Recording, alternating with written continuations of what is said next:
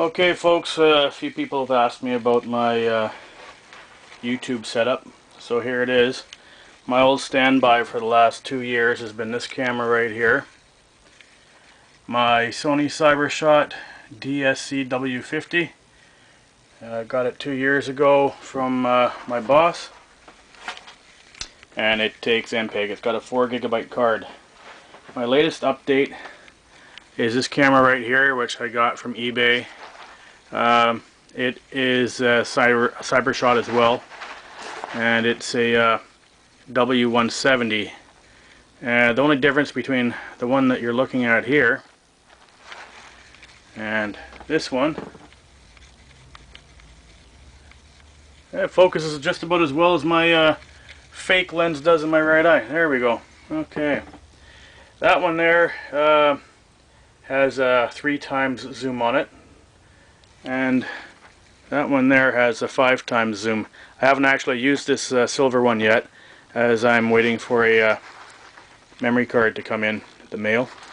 But in the meantime, my old standby has also been my Panasonic right here. It's a PVDV something or other, 204K I think. And it's basically obsolete, but you know what? It shoots nice video. It's got 10 times optical zoom on it, and nice big screen there. And the nice thing about this one is you can have it sitting on a tripod, and you can still open it and take a tape out and pop a new tape in, which a lot of the camcorders, you have to take the tape out on the bottom and you got to take it off the tripod. The tripod that I use this camera with is a Velbon CX686, and it's got a fluid head. It's not a very expensive one. I don't remember what I paid, but it was definitely less than $100. So I use that one very rarely. The nice thing about it is I can zoom in and out while it's recording video, which I cannot do with the camera that we're recording this on, which is rarely an issue anyway. So that's my setup. My mini DV cam and my 2 CyberShots. And the reason I got this second one here, on some of my videos, like for example the one I did with the road grader on that job site, where the camera is switching back and forth from the cab view to the view from the ground. Basically those were 2 different sequences that I tried to edit together to look like one sequence with 2 cameras. So now what I'm hoping to be able to do is with this camera right there and that camera right there is have that one sitting on a tripod, have that one sitting on my hard hat, or maybe having a third person hold it, or whatever. I can have two cameras going at the same time, and the reason that I want to use a CyberShot instead of this big old thing is because the CyberShot I can just put in my pocket. I can have one on my belt, one in the pocket. This thing here, I've got to bring a camera bag. There we are. Got to bring a camera bag. It's a little bit bigger, more cumbersome. So that's my setup.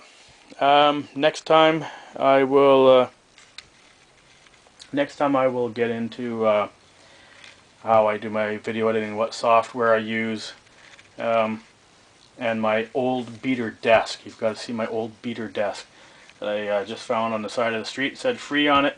Had to take it apart to fit it into the upstairs floor here and reassemble it, but it came together pretty good. It looks like an old warhorse or something. It's got to be from the 50s or something, but it's still better than a new desk for my purposes.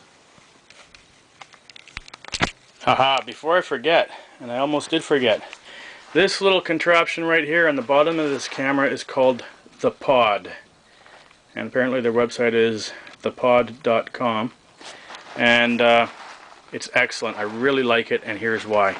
I can sit it anywhere I like, and I can tip it to pretty much any angle I need to get it to, and it can sit anywhere. I can sit here on a nice flat surface. I can jam it, like this is like what, an inch wide here. I can stick it on there and the pod will form itself and it'll sit nice and secure, and I can still tilt the camera to whatever angle I want. What else? Well, anyway, There's we'll skip that part.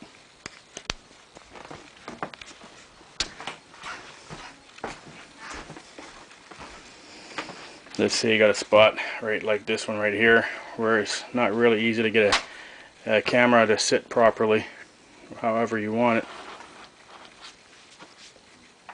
This pretty much allows me to get whatever angle I want, and it does it easily. The beanbag does not show up in the screen typically. I mean, if you wanted to scrunch it up like that, maybe you could make it show up, but there you go. It's excellent. I strongly recommend getting yourself a pod if you're doing a lot of stuff. You could sit it possibly, I haven't tried it, but you could probably sit it in the cab of your machine. I have put it on the dashboard. It works very well on the dashboard of a car. There it is. That's my setup.